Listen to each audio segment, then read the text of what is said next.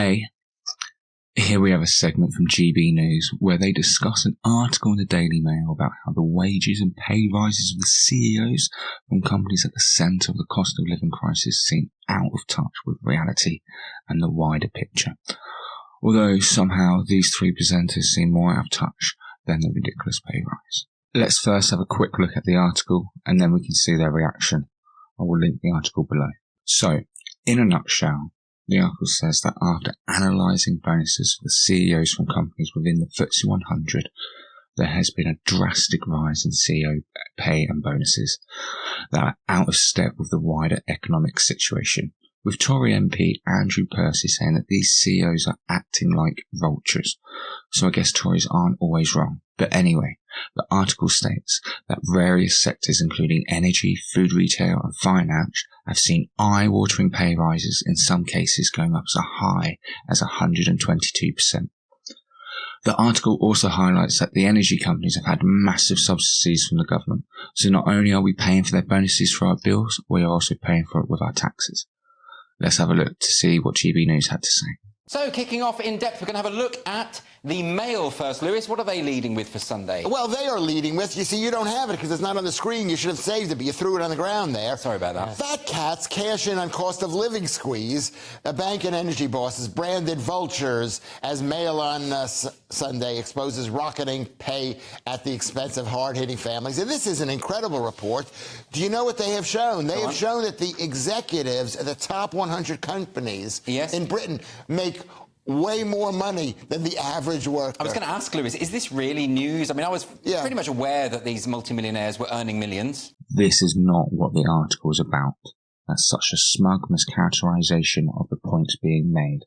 As I just said, the article is about how the CEOs of some of the companies at the centre of the cost of living crisis have seen massive pay rises, whilst consumers have seen massive hikes in their cost of living. This is not about wage distribution based on meritocracy. This is corruption. These people are taking advantage of global events to line their own pockets. That's pretty much it. I think what they're saying, Nick, here is that there's a kind of hypocrisy here. You know, if you're during a cost of living crisis, we've all got to tighten our belts. We've got to redistribute wealth. Very much a Mail on Sunday kind of approach, I think. Yeah, firstly, you're quite lucky when you did that kind of comic approach, so there were no really dark headlines. You know what I mean? When you were crumpling them up the throat, that's what I was thinking. But they, you know, it's not dark, but it's not great.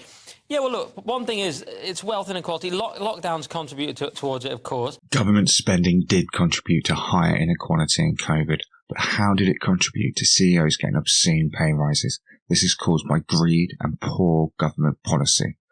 This guy clearly has an agenda about COVID. Yes. But also, I tend to agree with you, Andrew.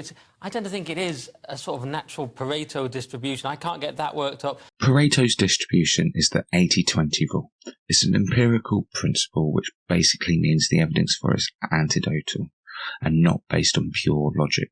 It doesn't really make sense why it would be true. I can only assume the evidence ends up being an example of cognitive bias, where anything where an 80-20 split can be seen is used to justify the principle, and any time it doesn't match, it's just disregarded.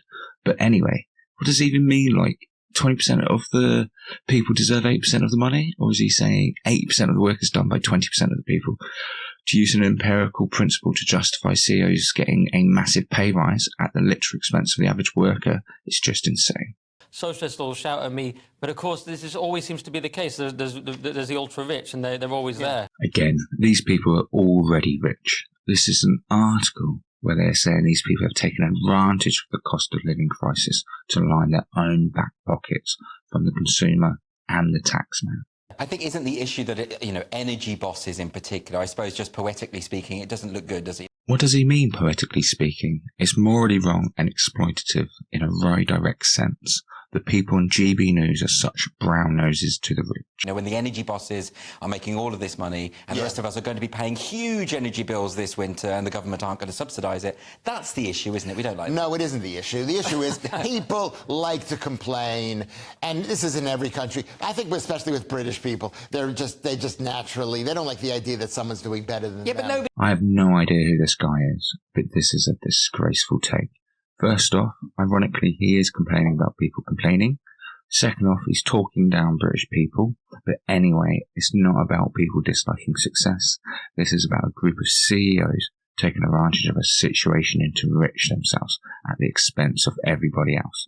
The very least we can do is complain about it. Nobody needs to have hundreds of millions of pounds. I mean, you would give yours away if you had that kind of money, wouldn't No, you? I wouldn't give it away. And you don't know where no. I would. Have you met Lewis? Have you seen his personality profile? Profoundly selfish. It would go to charity. One thing that bothers me, though, maybe you'll agree here, Lewis, is that a lot of it's gone to AstraZeneca. The pinnacle of the pay table is Pascal Suarez or something from AstraZeneca, who received 15.3 million. I mean, and did we really need this safe and effective treatments? I mean, were they worth all that money? I'm just going to ask. I don't know what I'm allowed to say. OK, well, we won't go down that rabbit hole quite yet. I have no idea what that last comment was all about. First of all, AstraZeneca was not mentioned in the article. And anyway, that sounded a bit tinfoil hat-like. It's crazy to attempt to brush off the fact that a pandemic and a war have been used to justify heavily increasing the cost of many essential goods and services, whilst recording record profits and giving massive bonuses to the people at the top. They've not added value, they've just increased the prices. This is pure greed and we need to regulate it. And the people in GB News all think they're so smart for being contrarians about absolutely everything all the time. It's just stupid.